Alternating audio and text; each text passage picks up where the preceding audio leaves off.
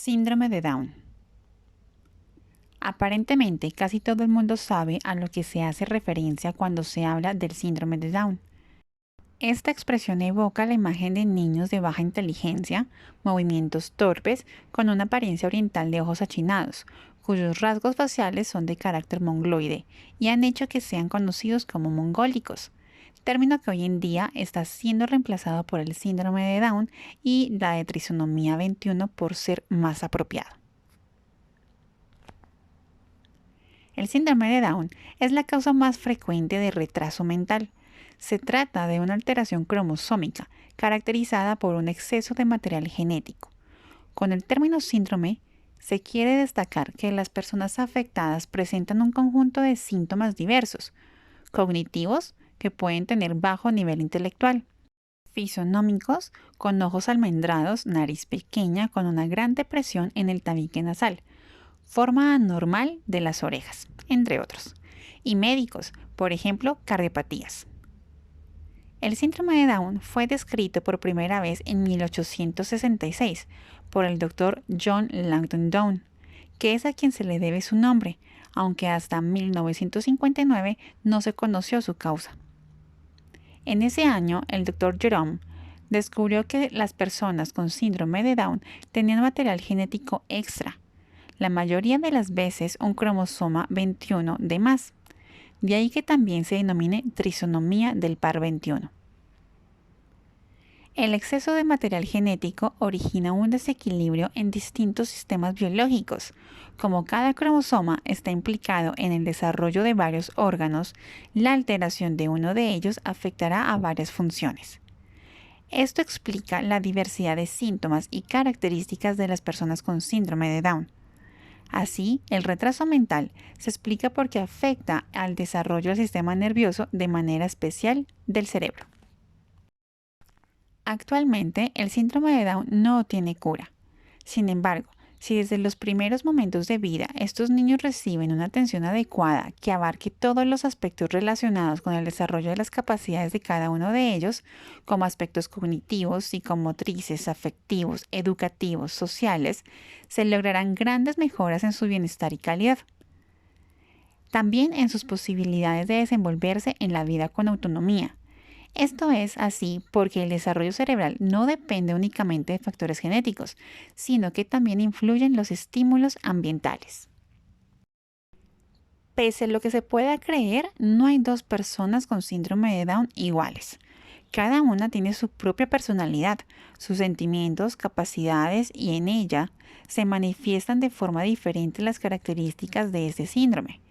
Guardan mayor parecido con sus familias que entre ellas. Las características del síndrome de Down se pueden agrupar en las siguientes categorías.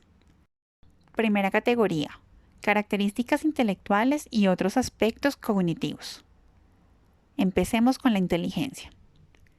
El síndrome de Down ha ido asociado tradicionalmente a un nivel intelectual muy bajo, con retraso mental profundo o grave. Existía la creencia de que el desarrollo intelectual quedaría congelado y no iría más allá que el de alcanzar a algunos niños entre los 5 y los 8 años. Se decía que eran personas entrenables, con capacidad para alcanzar niveles elementales de autonomía personal, como el aseo, vestirse y comer, pero que no merecía la pena darles una educación académica. Sin embargo, casi todas las personas afectadas presentan un retraso mental de leve a moderado. Una minoría tiene un retraso mental profundo y el resto tiene una capacidad intelectual límite. Las personas con síndrome de Down logran mejores resultados en las tareas que implican la inteligencia concreta que en las que hay que utilizar la inteligencia abstracta. Es por ello que las diferencias con otras personas de su edad empiezan a ser notables durante la adolescencia, que es cuando se pasa a la etapa del pensamiento formal abstracto. Asimismo, en los tests que miden la inteligencia, obtienen mejores puntuaciones en las pruebas manipulativas, por ejemplo para la construcción de rompecabezas, que en las de carácter verbal, que sería una asociación de palabras y con su significado. En cualquier caso, el nivel intelectual que pueden alcanzar varias de estas personas y otras, dependiendo en gran medida de los programas de estimulación, de atención temprana y educativos a los que se ha acudido desde la primera infancia. Las mejoras que se han apreciado en los últimos 25 años con incrementos en el cociente intelectual superior a 20 puntos se deben en gran parte a las mejoras en la atención temprana y en los programas educativos de los últimos tiempos. Segundo, memoria. Los problemas de memoria en el síndrome de Down se refieren tanto a la capacidad para guardar la información, que sería la memoria a corto plazo, como para almacenarla y recuperarla, que sería la memoria a largo plazo. En ocasiones, pueden realizar tareas que no pueden explicar o describir, hecho que apunta a problemas en la memoria explícita o declarativa. Su memoria visual es mayor que la auditiva. En este último caso, son capaces de retener entre 3 y 4 dígitos tras ser escuchados. La falta de un entrenamiento adecuado puede dificultar el desarrollo de estrategias para orientarse en el tiempo y en el espacio. Sin embargo, tienen bien desarrollada la memoria operativa y procedimental, lo que les permite llevar a cabo tareas secuenciales, es decir, que siguen un orden. Hasta que no termina una, no empiezan la siguiente. Tercero, percepción. Los bebés y niños con síndrome de Down procesan mejor la información visual que la auditiva. Perciben mejor lo que ven que lo que oyen. Su umbral de respuesta general es más elevado que el del resto de la población, incluido el umbral para el dolor, por lo que necesitan estímulos de mayor intensidad y duración para que puedan reaccionar ante ellos. Así, en ocasiones, la falta de respuesta ante las interpelaciones de otras personas se deben a que no se ha percibido la petición más que a una distracción. Cuarto, atención. Las alteraciones de determinados mecanismos cerebrales explican la dificultad a la hora de mantener la atención durante mucho tiempo en la misma tarea u objeto. Las personas con síndrome de Down se distraen con facilidad ante los estímulos diversos y novedosos. Parecen más sensibles a las influencias externas que predominan sobre la actividad interna, reflexiva y ejecutora. La capacidad de los mecanismos de autoinhibición es menor. Segunda categoría. Características de la personalidad. John Langdon Down enumeró en 1866 las siguientes características psicológicas: facilidad para el humor imitativo, aptitudes musicales y obstinación. Estas características vienen a formar parte de los estereotipos que predominan sobre quienes tienen síndrome de Down. Hay que acabar con la imagen que las describe como personas iguales, con el mismo carácter y personalidad. No se puede decir que todas sean alegres, obedientes, sumisas, cariñosas y sociables, por citar solo algunos de los tópicos. De lo que sí se puede hablar es de ciertas características que se dan con mayor frecuencia. Escasa iniciativa y baja tendencia a la exploración. Por ello, se les debe animar, incluso empujar, para que participen en actividades normalizadas. Poca capacidad para controlar e inhibir sus emociones, que se manifiesta en una excesiva efusión de sentimientos. Tendencia a la persistencia de la conducta y resistencia al cambio. Les cuesta cambiar de tarea o iniciar actividades nuevas, por lo que pueden parecer tercos y obstinados. Baja capacidad de respuesta y de reacción frente al ambiente. Responden con menor intensidad a lo que ocurre a su alrededor, lo que puede parecer desinterés ante lo nuevo, apatía y pasividad. Dificultades para interpretar y analizar los acontecimientos externos. Constancia, tenacidad, responsabilidad y puntualidad. Son muy cuidadosos y perfeccionistas con el trabajo. Tercera categoría. Rasgos físicos característicos. Las personas con síndrome de Down son popularmente conocidas por su fisonomía que recuerda a los rasgos orientales. También se les suele describir como de baja estatura y gorditos. Los rasgos físicos más frecuentes son cara plana, nariz pequeña y plana, ojos achinados, almendrados, con fisuras oblicuas palpebrales, Las aperturas de los ojos se inclinan hacia arriba. Oreja aplastada, desarrollo anormal de las orejas. Bajo desarrollo óseo del tercio medio del rostro. Maxilares y boca reducidos con mala oclusión dental, lo que les puede obligar a respirar por la boca. Los problemas en la respiración afectan al desarrollo de las mejillas y limitan la capacidad pulmonar. Pliegue profundo en el centro de la palma de la mano. Falange central dioplástico. Un solo surco de flexión en el quinto dedo, en lugar de dos. Pliegues epicentrales. Pliegues de piel extra en la parte exterior del ojo. Pelvis displástica. Desarrollo anormal de la pelvis. Es visible a través de los rayos X. Problemas del desarrollo corporal. Menor estatura media que la población general, con cierta tendencia a la obesidad. Cuarta categoría. Síntomas psicomotrices. Hipotonía de los músculos. Tienen reducido tono muscular debido a la pérdida de ligamentos, lo que se traduce en flacidez y torpeza de movimientos. Ausencia del reflejo de Moro en recién nacido. Un bebé sin síndrome de Down, si se le suelta o se le expone a un ruido fuerte, extiende los brazos, piernas y manos, arquea la espalda, echa la cabeza hacia atrás. Hiperflexibilidad. Habilidad excesiva de flexionar las extremidades. La torpeza y lentitud de movimientos puede deberse tanto a problemas de la psicomotricidad gruesa como de la psicomotricidad fina. Quinta categoría. Problemas sensoriales. Pérdida de la capacidad auditiva. Según estudios recientes, entre el 66 y el 89% de los niños con síndrome de Down sufren una pérdida auditiva superior a los 15 o 20 decibelios en al menos un oído. Problemas de visión. Aproximadamente un 3% tienen problemas de cataratas. Sexta categoría. Problemas del lenguaje y la comunicación. A las personas con síndrome de Down les resulta más difícil dar respuestas verbales que motoras, por lo que les cuesta explicar lo que están haciendo o lo que van a hacer. El problema del lenguaje más frecuente entre las personas con síndrome de Down es la falta de fluidez verbal. Nadie tiene un lenguaje perfectamente fluido. Todos hemos dudado alguna vez con las palabras, hablado a tropezones, haciendo paradas o volviendo una y otra vez sobre lo que ya se ha dicho. Estos problemas son corrientes tanto en la infancia como en la edad adulta, aunque es más frecuente entre estos niños. Los problemas de fluidez verbal más habituales entre las personas con síndrome de Down son repetir toda o parte de una palabra mientras se piensa en lo que sigue en la frase.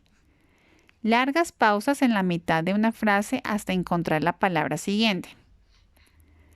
Pausas en lugares inusuales de las frases, seguida de 2 o 3 palabras que se suceden con rapidez, haciendo dificultad de comprensión por parte del oyente. Enfatizar palabras o partes de una palabra cuando no hay por qué resaltarlas. Hablar a tropicones. Hace y consta de una sílaba o palabra adecuada. Dificultades para comprender lo que se está diciendo. Y tartamudeos. Por tener una lengua grande que parece que no le cabe en la boca, además de dificultades en la respiración, tienen problemas para articular las palabras. El nivel del lenguaje comprensivo es superior al del lenguaje expresivo. Esto explica que, en ocasiones, sepan lo que quieren decir, pero no pueden expresarlo y repiten siempre la misma respuesta sin variación. Para compensarlo, se apoyan en el lenguaje de gestos y en onomatopeyas, imitando el sonido de la cosa o animal al que se están refiriendo. Séptima categoría. Síntomas fisiológicos. Entre un 35 y 50% de las personas que padecen este síndrome tienen alguna cardiopatía congénita. Dentro de los problemas del corazón, los más frecuentes son los defectos del canal auriculoventricular, las septaciones incompletas y las válvulas defectuosas. Es fundamental realizar un electrocardiograma durante los 2 primeros meses de vida, pues un diagnóstico precoz puede evitar la irreversibilidad de las complicaciones asociadas a la cardiopatía y la imposibilidad de intervenir quirúrgicamente. También son frecuentes los desequilibrios hormonales e inmunológicos, como los que afectan al nivel de las hormonas tiroideas o la mayor vulnerabilidad ante las infecciones. Cuando son lactantes, presentan un riesgo superior de mortalidad debido a la mayor incidencia de enfermedades infecciosas, infecciones respiratorias crónicas del oído medio, tonsilitis recidivante, entre otras. Entre los niños con síndrome de Down menores de 1 año se pueden presentar convulsiones o espasmos originados por complicaciones o infecciones neonatales y a causa de las enfermedades cardiovasculares. Durante los primeros años de vida, tienen también un riesgo de 10 a 15 veces superior que el resto de los niños de su edad a desarrollar leucemia. Otras patologías que pueden ir asociadas a este síndrome son los problemas gastrointestinales. También existe un riesgo relativamente elevado de padecer Alzheimer cuando llegan a edades avanzadas. Octava categoría: retraso del desarrollo. El desarrollo de los niños con síndrome de Down es más lento que en el de los demás. Alcanzan más tardíamente la capacidad para darse la vuelta, sentarse o para responder a los estímulos externos. El retraso del desarrollo podría estar relacionado con la hipotonía. Octava categoría: habilidades sociales. La imagen del síndrome de Down va asociada a ciertos estereotipos, como la creencia de que se trata de personas muy cariñosas, pero lo cierto es que pocas veces se relacionan socialmente de manera espontánea. Durante la infancia son altamente dependientes de las personas adultas, no solo de su familia, sino también de otras personas de su entorno, como los profesores del colegio. Para favorecer la adquisición de habilidades sociales es muy importante fomentar el contacto con otras personas a través de actividades deportivas y lúdicas. A diferencia de lo que ocurre en otras discapacidades, las personas con síndrome de Down tienen una imagen positiva. Es más fácil su integración y participación en entornos normalizados, como la escuela, asistencia a espectáculos, entre otros. Epidemiología, factores de riesgo y diagnóstico prenatal. Dos datos marcan la actual tasa de nacimientos de niños con síndrome de Down. En primer lugar, se puede determinar que el número de fetos con síndrome de Down concebidos ha aumentado en consonancia con el incremento a la medida de la edad de aquellas mujeres que se encuentran embarazadas, el principal factor considerado como indicador de riesgo. En segundo lugar, el avance de la medicina y los cambios legislativos han permitido que el gran número de embarazos con bebés portadores del síndrome de Down, en los que se han llevado a cabo los diagnósticos prenatales, se hayan visto interrumpidos de manera voluntaria. Por tanto, la tasa de nacimientos de bebés con síndrome de Down se ha incrementado de 1 de cada 1000 nacimientos a 1 de cada 700 nacimientos vivos en el mundo, estimándose una población mundial entre 5 y 8 millones de personas con este síndrome. En Estados Unidos se estima que la prevalencia se sitúa de 1 en cada 732 nacimientos, pero que existe variabilidad entre los grupos étnicos que conviven en el país. Como principales factores de riesgo, vamos a encontrar en primera instancia la edad materna, ya que es una y ha sido desde los comienzos de las investigaciones sobre la etiología y la epidemiología de este síndrome, uno de los factores de riesgo más sospechosos sobre la incidencia de su origen. A través de diversos estudios publicados en la década de los 30, se afirmó que la edad avanzada materna, pero no la paterna, era un factor clave a la hora de determinar las posibilidades de tener un hijo con este síndrome. A partir de los estudios originales de Penrose, a principios de la década de los 60, se determinó que la causa última que originaba este síndrome se refería a principios citogénicos, comprobándose simultáneamente que la edad materna era el factor de riesgo más importante. Se considera que cuanto más avanzada sea la edad de la madre, existen posibilidades más altas de que se produzca una no disyunción en el ovocito, lo cual puede ser causada a su vez por una acumulación de elementos tóxicos tras una prolongada exposición ambiental, por una degeneración del mecanismo meiótico o por un envejecimiento biológico del ovario. Lo lógico es que diversos procesos implicados en la fecundación y gestación del feto se vean afectados por la edad materna avanzada, dando lugar a un fallo genético que traiga como consecuencia el síndrome de Down. Segundo factor: patrones maternos alterados de recombinación. Ya en 1954, Penrose propuso otras posibles causas del origen del síndrome de Down, además de la edad materna avanzada, como era la susceptibilidad genética, las descompensaciones cromosómicas causadas por traslocación y los factores asociados a la fluctuación de la perturbación endocrina. Este estudio sirvió de base para ampliar el patrón de factores vinculados a la no disyunción materna y por tanto al origen del síndrome en el feto. Los patrones de recombinación alterados son uno de los factores más investigados y vinculados al origen de este síndrome. La recombinación meiótica es un proceso considerado elemental para la distribución normal del material cromosómico. No se produce de igual forma en todos los cromosomas del cuerpo humano.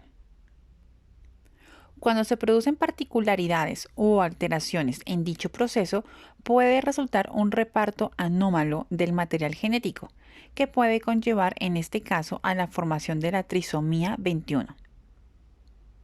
A pesar de que actualmente no existe una explicación definitiva de por qué surgen estas alteraciones en los mecanismos biológicos, se estima que el proceso de recombinación distal no es válido para asegurar la unión de cromosomas homólogos hasta la anafase 1. Mientras que por otro lado, el proceso de recombinación pericentromérico sí es suficiente para mantener la unión cromosómica, evitando la disociación de los cromosomas homólogos. Tercer factor: metabolismo del folato materno. El folato o folacina, ácido fólico en su forma sintética, es un tipo de vitamina esencial perteneciente al grupo B.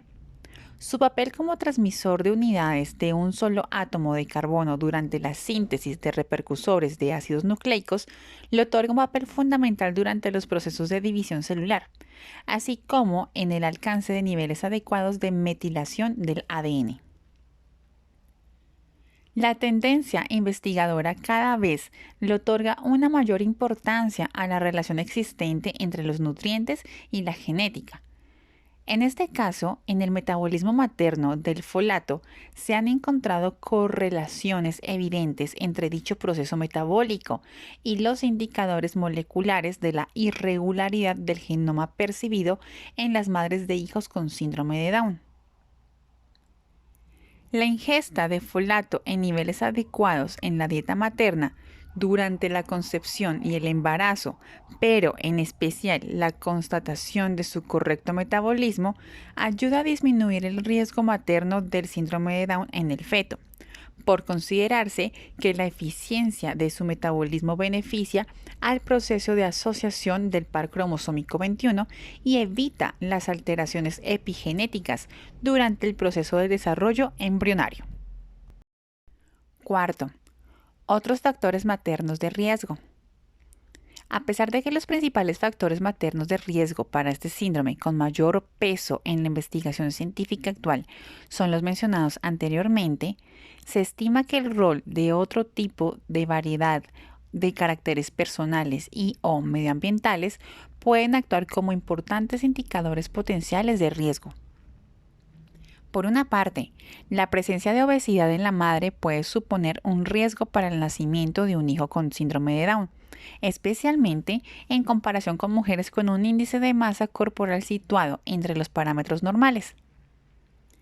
Mientras que por otra parte, la exposición directa a contaminantes ambientales, como por ejemplo contacto con componentes radioactivos o agua altamente contaminada, pueden estar relacionados con una mayor incidencia de este tipo de nacimientos.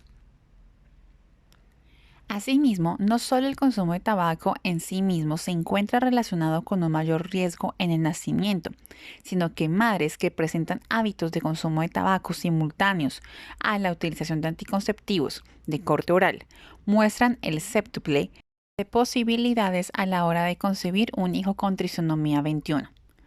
Por tanto, se corrobora que indicadores relacionados con la exposición de factores medioambientales nocivos, obesidad y malnutrición, como tabaquismo, alcoholismo o consumo de sustancias psicotrópicas, entre otros, propios de contextos socioeconómicos y culturales deprimidos, se encuentran altamente correlacionados con la no disyunción del par cromosómico 21.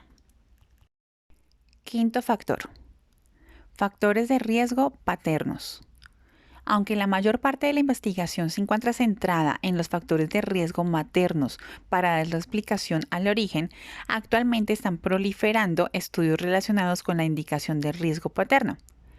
A pesar de que los datos con los que se cuentan en la actualidad sobre la materia son ciertamente escasos y no son concluyentes, diversos autores han obtenido hallazgos dignos de tener en consideración sobre la contribución paterna en el riesgo de tener un niño con síndrome de Down. En primer lugar, es preciso mencionar que solamente el 10% de la totalidad de los casos con síndrome de Down ha sido producido por fallos genéticos de origen paterno. No obstante, diferentes autores han investigado sobre causas de origen paterno que pueden tener que ver con la participación de la génesis de la trisomía 21. Se comprobó en un estudio que la juventud del padre podría ser determinante para la posible indicación de riesgo a la hora de tener un hijo con síndrome de Down. Pruebas de diagnóstico prenatal. El segundo de los factores que posee una incidencia directa en este descenso de la tasa de nacimientos de bebés con síndrome de Down es la realización de pruebas de diagnóstico prenatal. Este tipo de pruebas diagnósticas fue introducido en Estados Unidos en la década de los 70 e inicialmente se reducían a la realización de pruebas invasivas durante el segundo trimestre del embarazo. La tendencia actual en los campos de medicina e investigación es la de sustituir este tipo de exploración invasiva, como el muestreo de vellosidades coriónicas o la amniocentesis, entre otras, como pruebas para evitar riesgos de pérdida de la vida del feto, como los análisis de sangre acompañados de diagnósticos citogenéticos prenatales dentro del grupo de exámenes denominado como pruebas no invasivas de detección prenatal. La elección de los futuros progenitores hacia las pruebas no invasivas de detección prenatal se basa en muchas razones, destacando entre ellas el nulo o existente riesgo de aborto involuntario y el acceso a resultados precoces, tanto positivos como negativos del estado del futuro del bebé, lo que llega a permitir que las familias tengan una ventaja temporal para una toma de decisión difícil, aunque siempre teniendo en cuenta la cuestión añadida a la posibilidad de la aparición del resultado falso positivo, así como el error en la detección de las aneuploidías fetales. La principal consecuencia de estos importantes avances médicos ha sido que la sensibilidad y eficacia de las pruebas se haya incrementado notablemente y por tanto el porcentaje de fetos diagnosticados de forma prenatal bajo riesgos mínimos haya aumentado.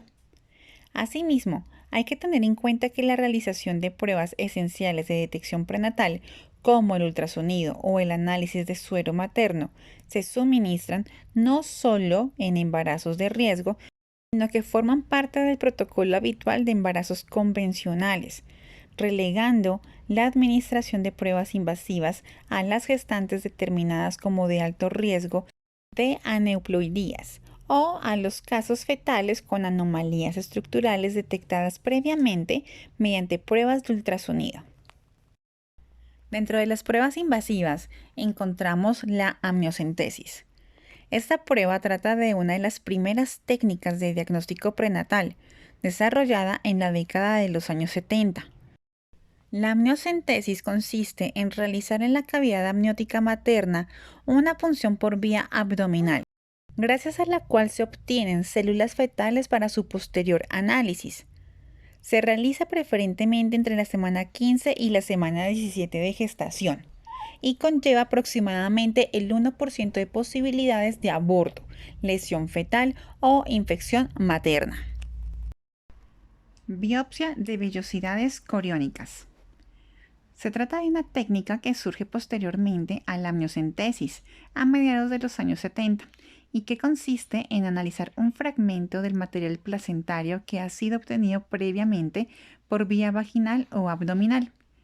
Se suele llevar a cabo entre las semanas 12 y 14 del embarazo y conlleva, al igual que el resto de pruebas invasivas, un porcentaje de riesgo de aproximadamente el 1%.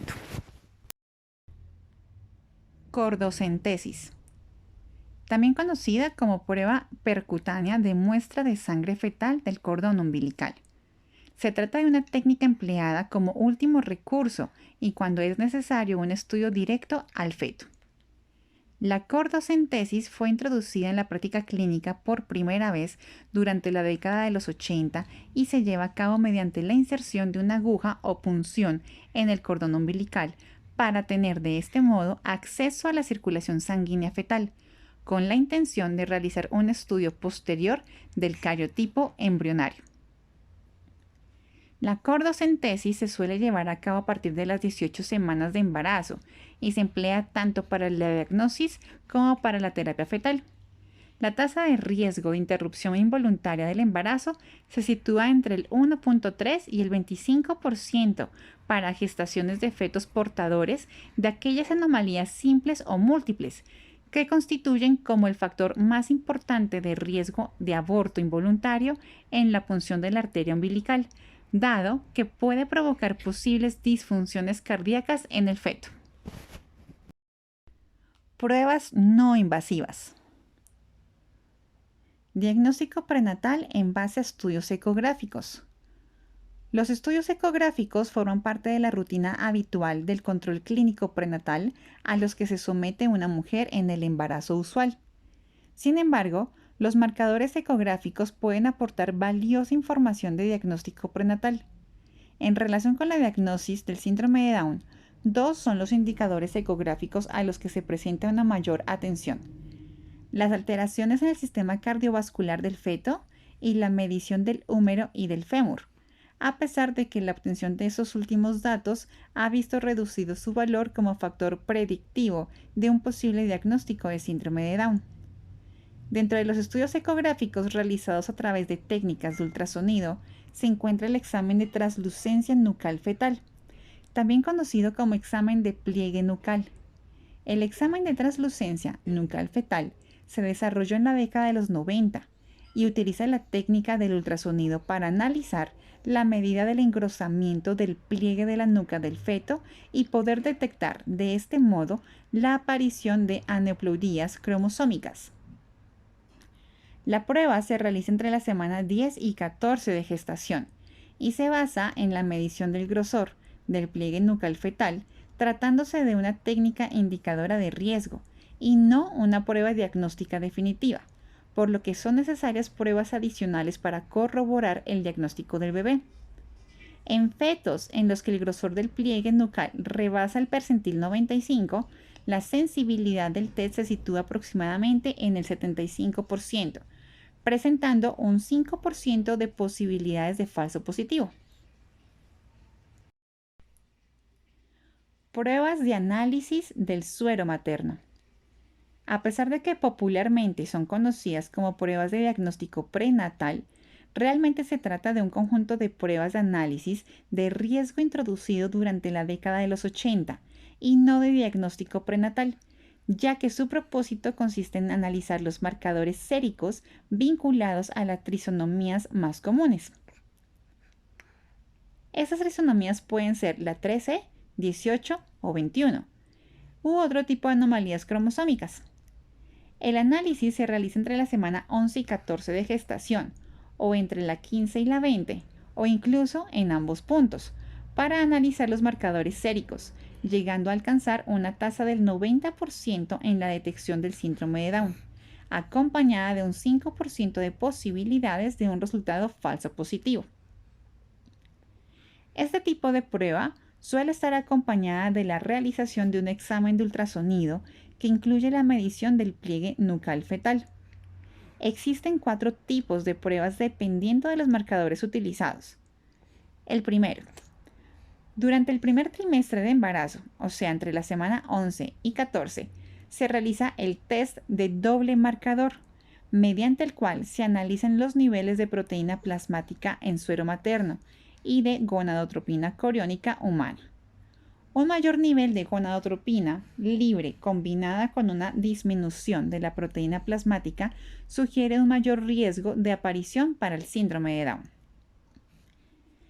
Segundo, durante el segundo trimestre de embarazo, entre la semana 15 y la 20, se llevan a cabo las pruebas de triple marcador, en donde se analiza la cantidad de alfa-fetoproteína, gonadotropina coriónica humana y el estriol, no conjugado en el suero materno, y la prueba del cuádruple marcador, en el que se miden los niveles de las 3 hormonas mencionadas con anterioridad, más los niveles de inhibina A.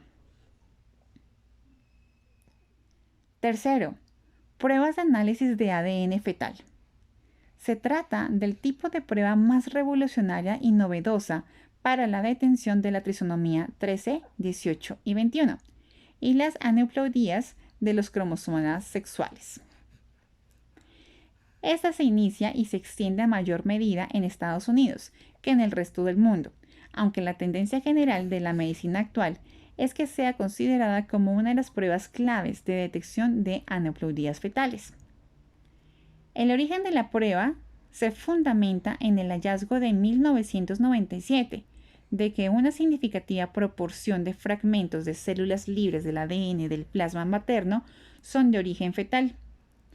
Las pruebas actuales consisten en aislar y analizar dichos fragmentos de ADN fetal en circulación sanguínea materna, gracias a la utilización de soportes bioinformáticos, empleándose actualmente en la práctica clínica 3 fundamentales para la realización de dicho análisis. La secuenciación masiva en paralelo, que presenta la menor tasa de fracaso en la obtención de resultados fiables. La secuenciación de regiones específicas cromosómicas, que se sitúa en el segundo lugar respecto a la tasa de fracasos. Y por último, el polimorfismo de un solo nucleótido, que se mantiene en tercera posición del ranking. Las pruebas no invasivas del análisis de ADN fetal pueden llevarse a cabo a partir de la 9ª semana de gestación, presentando unos niveles de sensibilidad superiores al 98% y unos niveles de especificidad por encima del 99.5%. Mientras que para la trisonomía 21 muestra una sensibilidad de mayor al 99%, con una tasa de resultados de falso positivo entre menor del 0.15%. El intervalo de tiempo resultante entre la toma de la muestra y la obtención de resultado se sitúa aproximadamente en torno a los 10 días naturales, mientras que el 95% de los casos los resultados son comunicados a los interesados en el plazo de los 14 días. Dado que se trata de una prueba de detección y no de diagnóstico, los resultados son expresados en términos de bajo o alto riesgo de presentación de la anomalía cromosómica. No obstante, informaron de una serie de limitaciones que este tipo de prueba presenta y de las cuales los interesados deberían ser específicamente informados por los profesionales del ámbito sanitario antes de su realización. Para ello, se muestra el siguiente esquema de aquellas limitaciones que presenta la prueba no invasiva de diagnóstico prenatal a través del análisis de ADN fetal en sangre materna.